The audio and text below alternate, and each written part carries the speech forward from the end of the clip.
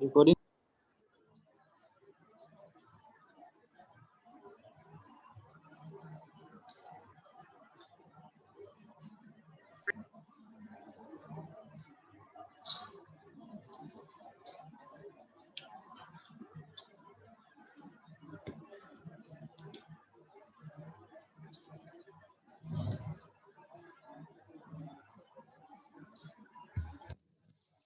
Hello, good morning sir. Good morning. सब लोग join कर लिए हो? बोलो नहीं सब। सर, अभी कर रहे हैं। हाँ, सबको बोलो ज्वाइन करने। मैंने फिर से स्टार्ट किया है, शुरू में दिक्कत हो रहा था कुछ।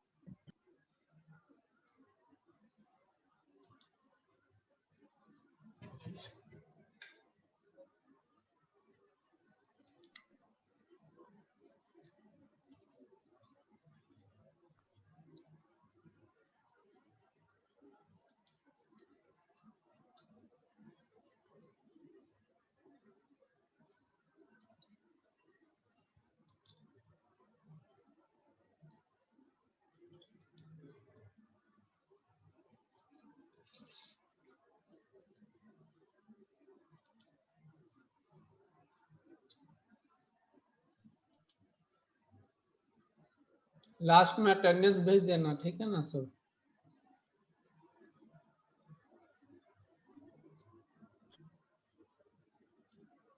और लोग ज्वाइन करेंगे? शुरू करें? यस सर, शुरू कीजिए। हो गया? और लोग ज्वाइन करेंगे? नहीं। ठीक है, करेगा सर। करवाओ जल्दी तो।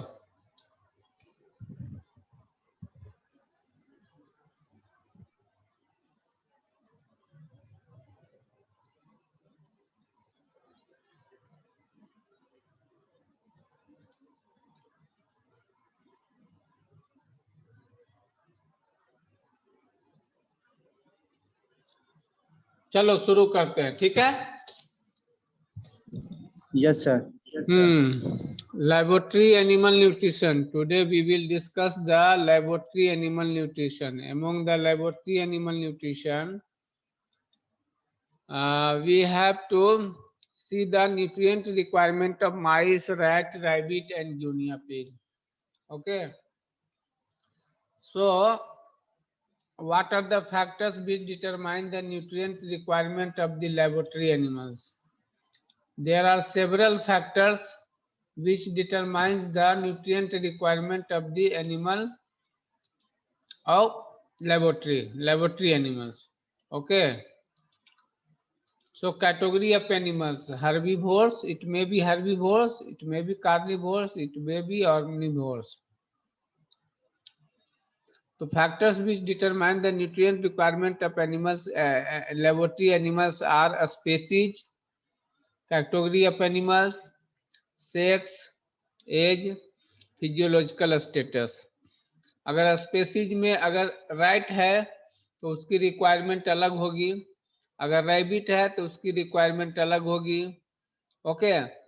अगर गिनिया पिग है तो उसकी रिक्वायरमेंट अलग होगी। सेक्स में मेल है तो उसकी रिक्वायरमेंट अलग होगी, फीमेल है तो उसकी रिक्वायरमेंट अलग होगी। एज एज के अनुसार भी हमारा फैक्टर्स जो है डिटरमाइन करता है कि न्यूट्रिएंट रिक्वायरमेंट्स कितने होंगे।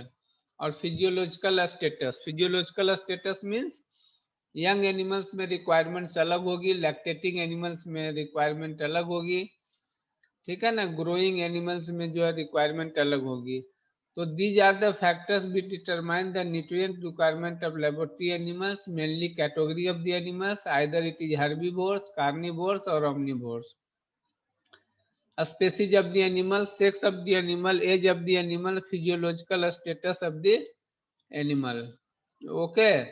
So nutrient requirement in diet for rat and mice. What will be the nutrient requirement in the diet for the rat and mice? तो gross composition of rats and mice diet, जिसमें right में जो है हम लोग maintenance और growth, gestation, lactation, ये तीनों के लिए जो है एक डाइट रखते हैं। तो मेंटेनेंस के लिए जो है एमई जो है हमारा 3800 रिक्वायरमेंट है kilo calorie per KG in case of the rats, which is very high than the domestic animals. And for growth, gestation and lactation, it is also 3800 kilocalorie per kg. For mice, it is also 3800 kilocalorie per kg requirement. ME value. Likewise, protein requirement is little bit lesser for the maintenance. It is a 12%. Growth, gestation and lactation, it require 18%. And in case of the mice, it is a 18 to 20%. Fiber requirement is similar in all the cases of the maintenance for the rats, growth, gestation and lactation for the rats and mice. Okay, fiber requirements कितना है? Only 5% for the all categories of the rats and mice.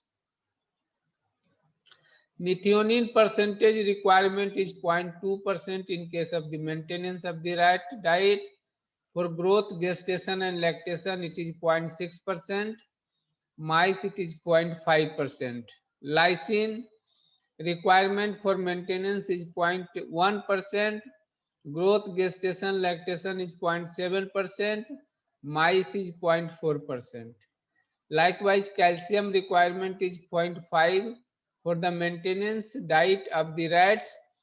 Growth, gestation and lactation diet 0.5% in case of the rats, but in mice it is a 1.2.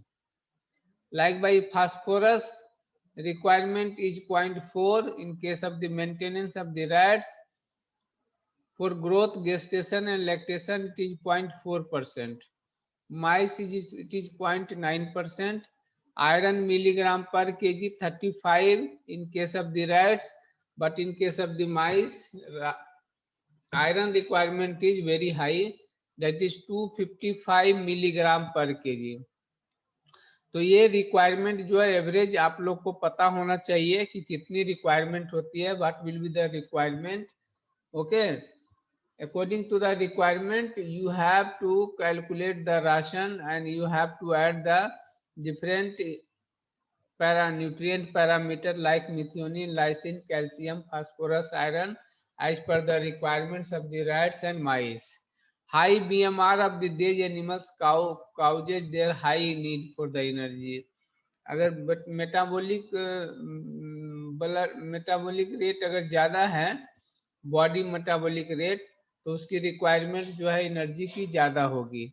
यही कारण है कि energy की requirement rights में जो है 3800 किलो कैलोरी पर केजी है. क्योंकि ये छोटा है लेकिन बॉडी मेटाबॉलिक रेट उसका बहुत ज्यादा हाई है, इसलिए एनर्जी रिक्वायरमेंट बहुत ही ज्यादा है, 3800 kilo calorie per KG. Protein requirement is higher for the mice than rats. Protein requirement जो है माइस में जो है ज्यादा रिक्वायर होता है कंपेयर टू राइट के. Okay, so quality of the protein is also very important and it should be put in judicially in the ration. Okay, so BIS specification of the compounded food, the foods feeds for the laboratory and mice animals. ये data आपको जो है याद रखना है, और ये जो है पूरा एग्जाम में आ भी सकता है, इसलिए इसको जो है ध्यान में रखते हुए इसको पढ़ना है। और इसमें आपको पता होना चाहिए कि जो फीड है उसका BIS स्पेसिफिकेशन क्या है। तो BIS स्पेसिफिकेशंस के अनुसार जो है आपको ये चीज रिक्वायरमेंट जो है आपको देना है माइस एंड रैट्स में। तो अगर कोई फीड है तो उसमें मॉइस्चर मैक्सिमम परसेंटेज कितना हो सकता है, तो 10% हो सकता है। अगर 10% से ज्यादा है तो इसका फीड जो है उसकी क्वालिटी कम है और वो रिजेक्टेबल हो सकता है, डिस्कार्डेबल हो सकता है। क्रूड प्रोटीन मिनिमम रिक्वायरमेंट जो है 24% होनी चाहिए कंपाउंडेड फीड में। Crude fat maximum 5%, crude fibre maximum 6%, total ash maximum 9% होना चाहिए, acid insoluble ash maximum 1%, calcium minimum 0.6%, available phosphorus minimum 0.3%। अगर इस पैरामीटर का अगर BIS स्पेसिफिकेशन कंपाउंडेड फीड्स का नहीं है तो फीड जो है रिजेक्टेबल माना जाएगा। तो ये जो है एक स्टैंडर्ड बनाया गया है, जिस स्टैंडर्ड पे जो है ये मॉइस्चर परसेंटेज एकदम 10% से नीचे होना चाहिए, क्रूड प्रोटीन 24% मिनिमम होना चाहिए, क्रूड फैट मैक्सिमम 5%, ज़्यादा नहीं होना चाहिए, crude fibre maximum 6%, total ash maximum 9%, acid insoluble ash maximum 1%, calcium minimum 0.6%, available phosphorus minimum 0.3% होना चाहिए। तो ये BIS स्पेसिफिकेशन है जो आपको एग्जाम ऑफ पॉइंट व्यू से याद रखना है, और आपको लाइफ में जो है जब भी लेबोरेटरी एनिमल्स में आपकी ड्यूटी लगेगी, आपको काम करने का मौका मिलेगा, तो ये राशन जो है रिक्वायरमेंट वहाँ पे होगी, और आपको ये बताना होगा कि मॉइस्चर कितने % होगी, क्रूड प्रोटीन कितने होगी, फैट कितना होगा, फाइबर कितना होगा।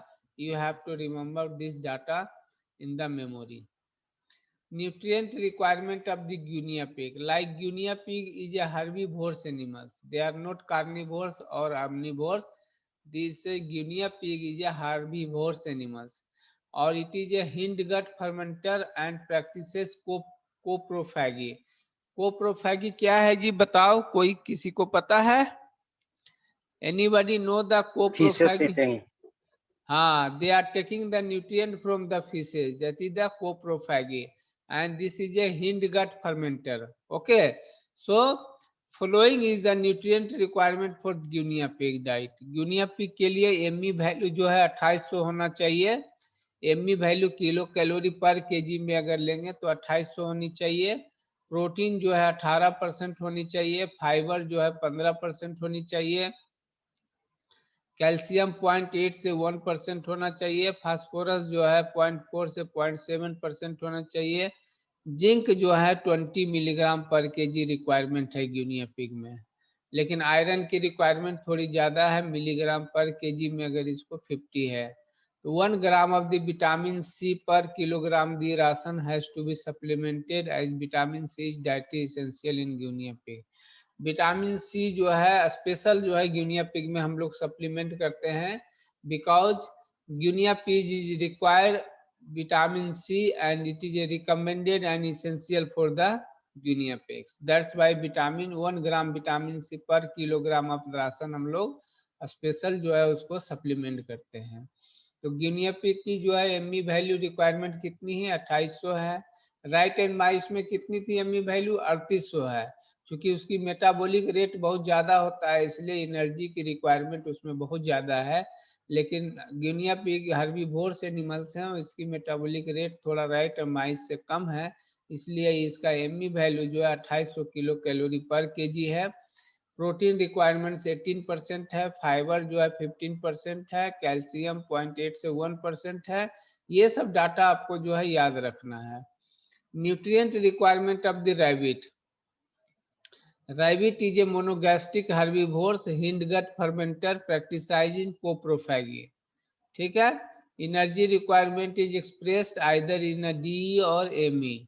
डी मतलब डाइजेस्टेबल एनर्जी और एमई मतलब metabolizable energy. Protein is expressed as a crude protein. Rabbits are able to tolerate up to 15% crude fibre. अगर रैबिट में रिक्वायरमेंट बहुत ज्यादा होती है फाइबर की, और वो जो है रैबिट 15% तक क्रूड फाइबर को टॉलरेट करते हैं। ये एग्जाम पॉइंट व्यू से बहुत इंपॉर्टेंट है। What is the requirement of the crude fibre in case of the rabbit? It is a 15%. Up to the 15%, rabbit can tolerate the 15% of the crude fiber. Okay, when you have to ask the what is the energy requirement expression in the rabbit, then it is a D or Me value. Okay, and it is a monogastric herbivores.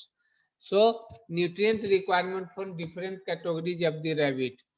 Okay, crude protein growing rabbits which is a 4 to 12 weeks of age, crude protein requirement is 16%, lactating doe plus young under mother 18%, crude protein requirement in pregnant rabbit it is a 16%.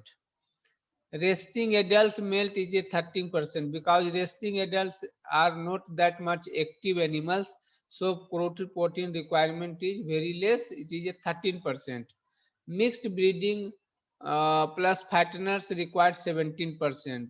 So you remember the lowest protein requirement in case of the rabbit is a 13% for the resting adult animals, but for lactating it is a very highest 18% requirement. So these requirement you have to remember in the mind, what are the requirement of the crude protein in the different categories of the rabbit.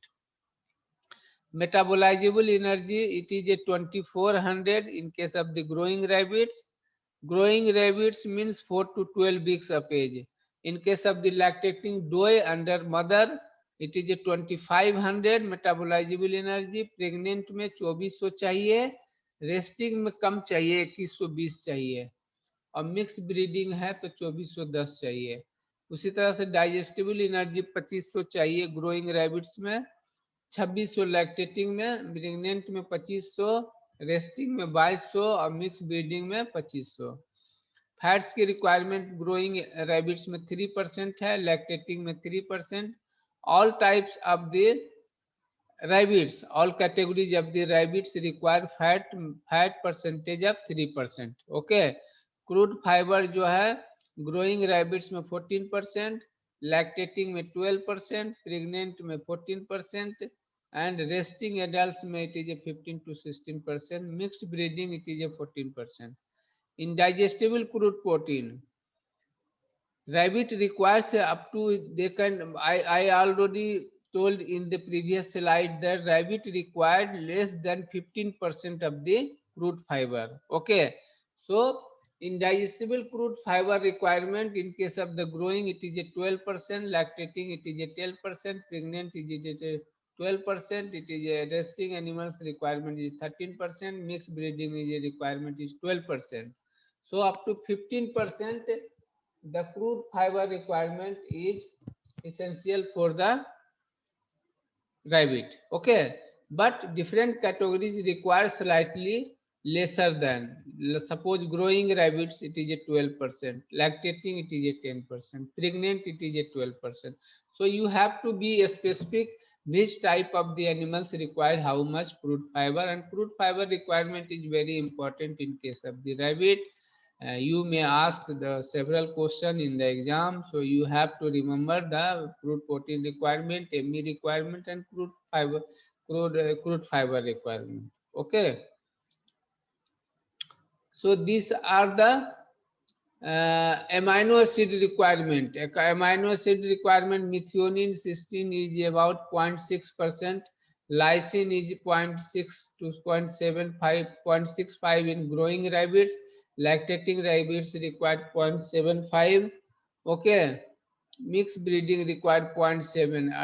Arginine, threonine, tryptophan, histidine, isoleucine, phenylalanine, and tyrosine, valine, leucine. These are the essential amino acids which required by the rabbits. You have to some idea about the requirement of the amino acids in the rabbits. हाँ, इसमें hello, याद कौन सा करना है, इतना याद कैसे होगा? याद नहीं करना, लेकिन एवरेज पता होना चाहिए। अब ऐसा नहीं है कि लाइसिन की रिक्वायरमेंट बोल दिया तो आप 2% बोल दो। अब यहाँ 0.5 है, 0.6 है, तो ये चीजें आइडिया होना चाहिए, ठीक है ना। अब जैसे कैल्शियम की रिक्वायरमेंट ग्रोइंग रैबिट्स में 0.4 है, अब आप बोल देंगे 2%, तो गलत हो जाएगा ना, एवरेज याद होना चाहिए। क्योंकि मिनरल्स की रिक्वायरमेंट भी बहुत रैबिट में इंपॉर्टेंट है, calcium, phosphorus, potassium, sodium. I will share this slide to your WhatsApp group. You have to remember this data. At least you have to not accurate data, but you have to ideas what is the exact approximately required. Okay. So calcium, phosphorus, potassium, sodium, chlorine, magnesium, sulfur, cobalt, copper, zinc, iron, manganese, iodine, fluorine. These are the mineral mixture requirement, minerals requirements in the rabbit. Vitamin में जो है vitamin A बहुत important है, जिसमें 12 growing rate में 6000 international unit की जरूरत होती है, जबकि लैक्टेटिंग में बहुत ज्यादा 12000 चाहिए, प्रेग्नेंट में भी 12000 चाहिए, रेस्टिंग में 6000 चाहिए, मिक्स ब्रीडिंग में 10,000 चाहिए। विटामिन डी की रिक्वायरमेंट भी 900 चाहिए सभी कैटेगरी में। विटामिन ई की रिक्वायरमेंट 50 चाहिए सभी कैटेगरी में ppm।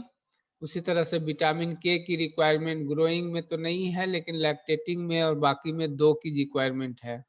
उसी तरह से विटामिन सी की requirement, vitamin B1, B2, B6, B3 सभी की रिक्वायरमेंट थोड़ा थोड़ा है, किसी किसी की जरूरत नहीं है, तो एक आइडिया होनी चाहिए आपको। Advantage of laboratory animal for experiment, हम लोग एक्सपेरिमेंट जो कंडक्ट करते हैं वो लेबोरेटरी एनिमल पे ही क्यों करते हैं? Why we are going to conduct the experiment on the laboratory animal? What is the advantage of laboratory animal for the experiment? तो आप जानते हैं कि छोटे जानवर होने के वजह से it is very easy to handle, we can handle these animals very easily. Okay, अच्छा, इसकी कॉस्ट भी बहुत कम है, तो ये चीजें very cost effective. Okay, laboratory animals are very cost effective. Wide variation of speech, there are ability of the wide variation of speech. अगर आपको रैबिट नहीं मिला तो गिनिया पिग मिल सकता है, गिनिया पिग नहीं मिला तो माइस मिल सकता है, माइस नहीं मिला तो रैट मिल सकता है। So there is a wide variation of the species. These are very important points you have to remember in the mind, advantage of laboratory animal for the experiments. Okay, suitable for the biomedical research because its size is very small, so it is very important for the biomedical research. Fast absorption of the nutrient and getting result, इसमें क्या होता है, nutrient का जो है absorption very fast होता है, result जो है हमें बहुत ही जल्दी मिलता है। So we are getting the result very fast. Suitable for the purified diet experiment, wide genetic variation among the species, genetic variation भी ज्यादा, तो डिफरेंट टाइप ऑफ एक्सपेरिमेंट अगर आप लगाते हैं इसमें तो आपको जो है डिफरेंट टाइप का रिजल्ट मिल सकता है। So there is a wide genetic variation, statistically suitable with the numbers availability। अगर आप रैबिट चाहते हैं तो 10, 20, 20, 50, 100 पे लगा सकते हैं, कहने का मतलब नंबर की अवेलेबिलिटी बहुत ही अच्छी हो सकती है। लेकिन अगर आप गाय पे एक्सपेरिमेंट लगाएंगे तो आपको 10 गाय मिलने में दिक्कत होगी, लेकिन 10 चूहा मिलने में दिक्कत नहीं होगी। तो जितना ज्यादा संख्या होगा उतनी अच्छी स्टैटिस्टिकली सुटेबल होगा। So this is conducting of the experiment of the laboratory animals is very statistically suitable with the numbers. Okay, repetition of the experiment is easy। अगर एक्सपेरिमेंट खराब हो गया, किसी कारणवश से डिस्टर्ब हो गया, तो आप रिपीटेशन कर सकते हैं, क्योंकि it is very easily available and it is a cost effective also. But you have to conduct the experiment under the IAAC, Institutional Animal Ethical Committee, because without permission of the Institutional Animal Ethical Committee you cannot conduct the experiment of the small animals, small laboratory animals. Okay, so number we are using is a very judicially we can use. Okay, slaughter study is easy for the organism। अगर आप slaughter study करते हैं तो slaughter जो है बहुत easy है, right को माइस को स्लाउटर करना बहुत ही इजी है compare to the large animal like cattle, buffalo, sheep and goat. Okay, so these are the advantage of the laboratory animals for the experiment. Now we will study the describe the different diet formulation, preparation and feeding practices of the lab animals such as rat, mice and guinea pig. Okay, so diet formulation, preparation, and feeding practices of the rabbit. Okay, so this is the introduction to the diet preparation for the live animals. Feeding of the rat, mice, and guinea pig by using of the 3 different types of diet. कौन कौन से 3 different type के diet हम लोग use करते हैं right माइस Guinea pig में। अब हम लोग जो है न्यूट्रिशन पे आ जाते हैं, ठीक है ना। तो natural diets, the diet is prepared from natural ingredient and comprise of the blend of cereals. Natural diet जो होता है वो क्या है, एक तरह से मिक्स ऑफ द सीरियल्स है, लेगुम्स है, वाइल्ड केक्स है, फ्रूट्स है, वेजिटेबल्स है, रफेज है, etc है। Semi synthetic diets, the diet is prepared from a combination of natural and purified diet, जैसे स्टार्च है, शुगर है, केसिन है, fat, vitamin and minerals. Synthetic diet और purified diet, it is a combination of the purified protein, amino acid, carbohydrate, fat, and minerals and vitamins. So 3 types of the diet is required for the small animal: natural diet, semi-synthetic diet, and synthetic diet. Synthetic diet को purified diet भी बोलते हैं, ठीक है। Rat and mice feeding. Rat and mice are omnivorous and eat plant material and meat products. Rat क्या खाते हैं, generally plant material and meat products. क्यों, क्योंकि ये ओमनीवोरस होता है, ठीक है। Right and mice, they possess continuously growing incisor with the wear down. Incisor जो है इनकी ग्रोइंग कंटिन्यूसली ग्रोइंग कंडीशन में होती है और उसी से कटिंग कर करके जो है ये प्लांट मटेरियल या मीट प्रोडक्ट्स को खाते हैं। क्लीन वाटर जो है हमेशा radially available at all times, जो है क्लीन वाटर अवेलेबल होना चाहिए राइट एंड माइस के लिए। पेलेट फीड जो है ज्यादा प्रेफरेबल है, क्योंकि पेलेट फीड से क्या है कि उनको खाने में आसानी होती है और किसी तरह का दिक्कत नहीं होती। उसकी साइज जो है 3 से 4 mm इन डायमीटर होना चाहिए और 8 mm जो है लेंथ होनी चाहिए।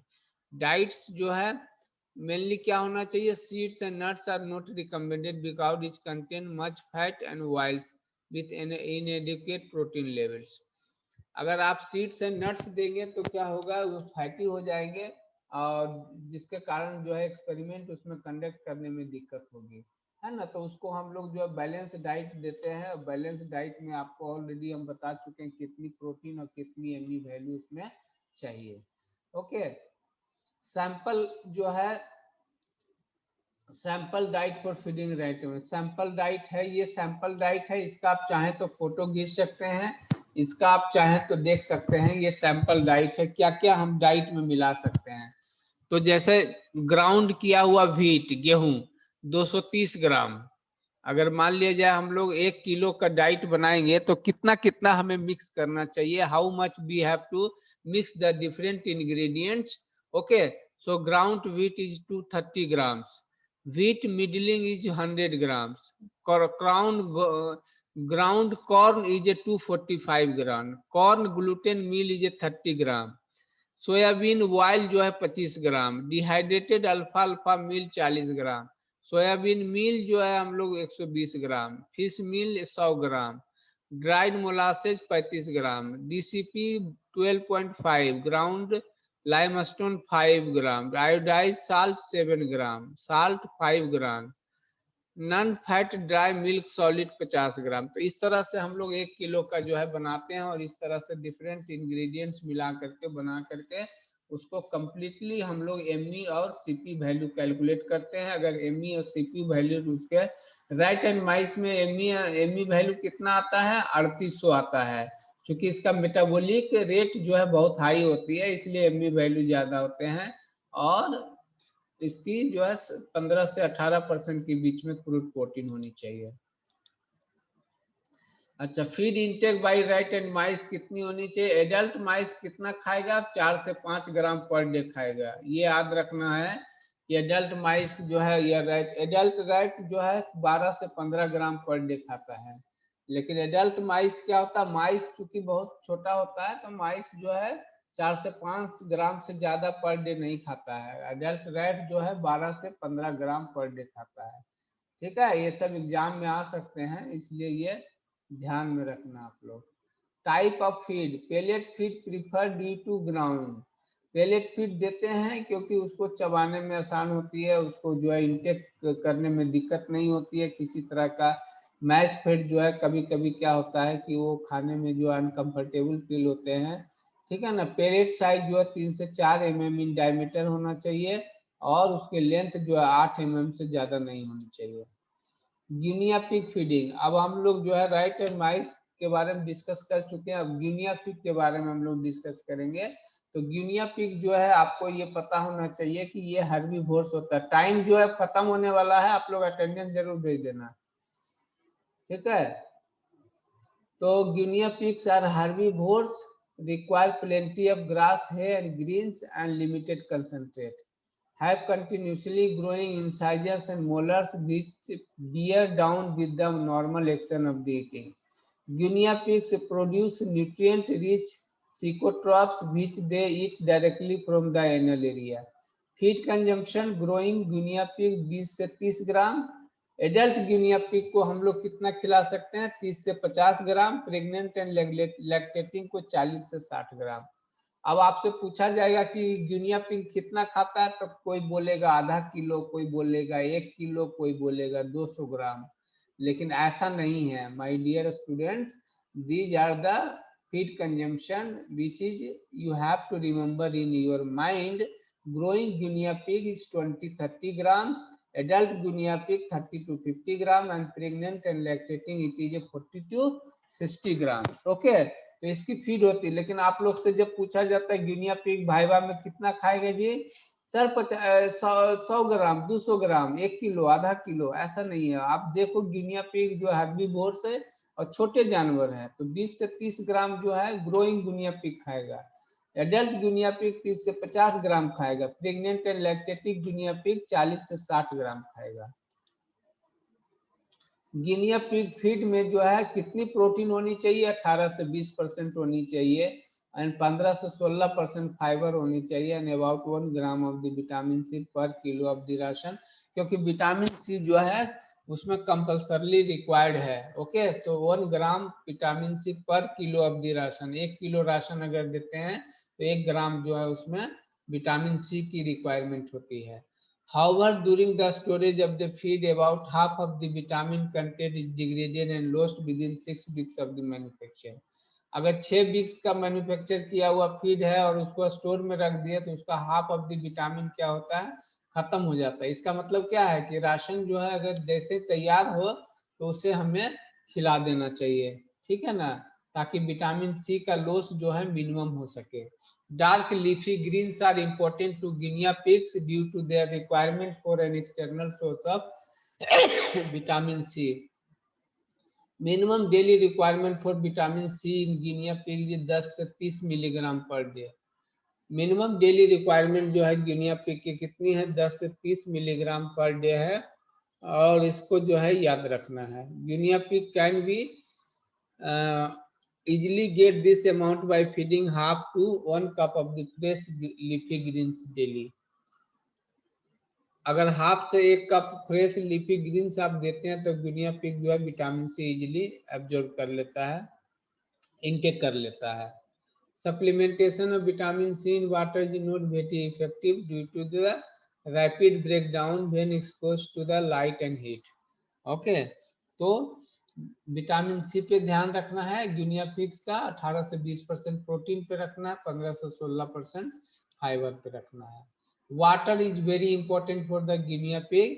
We have to give the water which is this should be water बोतल, okay, and it will be free from the contamination. Contamination नहीं होनी चाहिए because these are the small animals and these are the very sensitive for the infection। Okay, guinea pig contaminate the clog their water bottles by chewing on the end of the zipper tube and back washing of the food particle into it।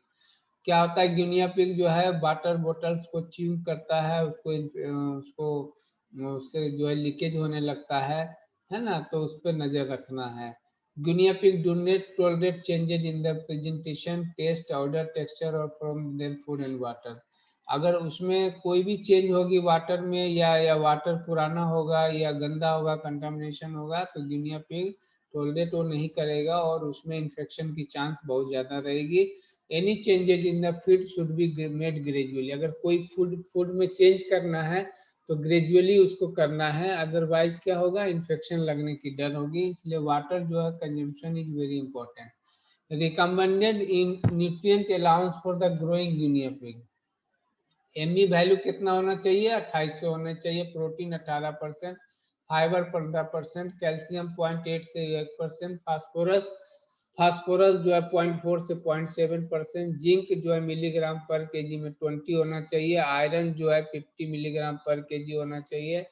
Sample diet अगर आपके सामने हम दे रहे हैं sample diet, तो ingredient में क्या क्या मिलाएंगे, अल्फा अल्फा मील मिलाएंगे, कितना मिलाएंगे, 350 ग्राम पर केजी। अगर 1 केजी का बनाएंगे तो अल्फा अल्फा मिल 350 ग्राम पर केजी, ग्राउंड व्हीट 236 ग्राम पर केजी, ग्राउंड ओट्स 252.5 ग्राम पर केजी, सोयाबीन मील 120 ग्राम पर केजी, ग्राउंड लाइमस्टोन 10 ग्राम पर केजी, आयोडाइज साल्ट 7.5 ग्राम पर केजी, डीसीपी 5 ग्राम पर केजी, सोयाबीन ऑयल 15 ग्राम पर केजी, मिनरल्स एंड विटामिन 4 ग्राम पर केजी। ये आपका अगर 1 किलो का बनाएंगे तो इतने इतने ग्राम जो है आपको मिलाने हैं, और इतने इतने ग्राम अगर आप मिलाएंगे तो you will get the metabolizable energy up to 2800 kilo calorie per KG, protein 18%, okay, fibre is 15%. In this range you will get the result. Feeding of the rabbits. Rabbits are also a herbivorous animals and they require plenty of roughage and limited concentrate. Already मैंने बता चुका है कि roughage में जो है fibre की requirement up to 15% तक होता है, और they can tolerate the fibre requirement up to 15%. So fibre कहाँ से आएगा, रफेज से आएगा। Roughage requirement is more and limited requirement of the concentrate in the rabbit. They have continuously growing the incisor molar which bear down with the normal action of the into.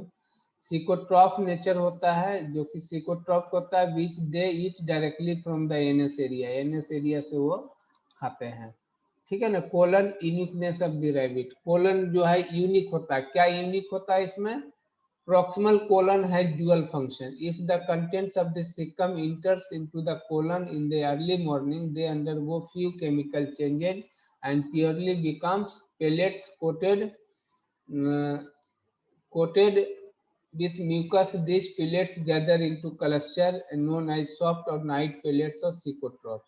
इसी को सिकोट्रॉप्स कहते हैं। Colon uniqueness के कारण जो है ये सिकोट्रॉप्स की कैटेगरी में आते हैं। तो इसमें क्या है, प्रॉक्सिमल कोलन जो है डुअल फंक्शन होता है। इसके कंटेंट जो है अर्ली मॉर्निंग में कहाँ घुस जाते हैं, colon in the early morning, और under it undergo the few chemical changes and it becomes the pelleted coated with mucus and this pellet gather into the cluster. और ये pellet क्या है, cluster के रूप में जमा हो जाते हैं, जिसको हम लोग सॉफ्ट pellet कहते हैं या नाइट पेलेट्स कहते हैं, और यह इसी को सिकोट्रॉप्स कहते हैं, और इसी को जो है ये लोग खाते हैं, ठीक है। As other times of the day, the solid part of the food containing fibers over 0.3 mm long forms hard pellets and excrete out, और उसको जो है excrete out करते हैं, और excrete out करने के बाद उसको जो है वो फिर से उसको डायरेक्टली खाते हैं। Hard pellets are expelled directly, but the soft pellets are recovered from the anus immediately. Hard pellet जो expelled हो जाते हैं, बाहर आ जाते हैं, लेकिन soft pellet जो एनस में लगा हुआ रहता है उसको रिकवर करते हैं, उसको खाते हैं। To do this, the rabbit twists itself around, suck on the soft pieces and then swallow them without chewing. और soft pieces को जो है without chewing जो है they are swallowing the feed.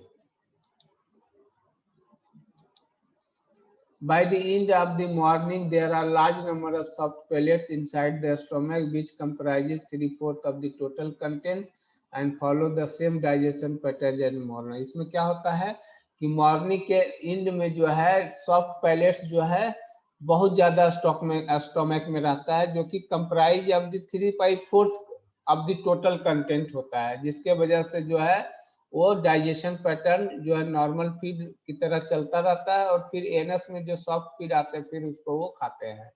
some parts of the feed may be recycled up to 4 times, and this process of recycling phases in order to complete digestion is known as a caecotrophic. Okay, तो अगर आपसे पूछा जाए कि सिकोट्रोफिक, आपसे पूछा जाए सिकोट्रोफिक क्या है, तो some parts of the feed may be recycled up to 4 times, and this process of the recycling of the food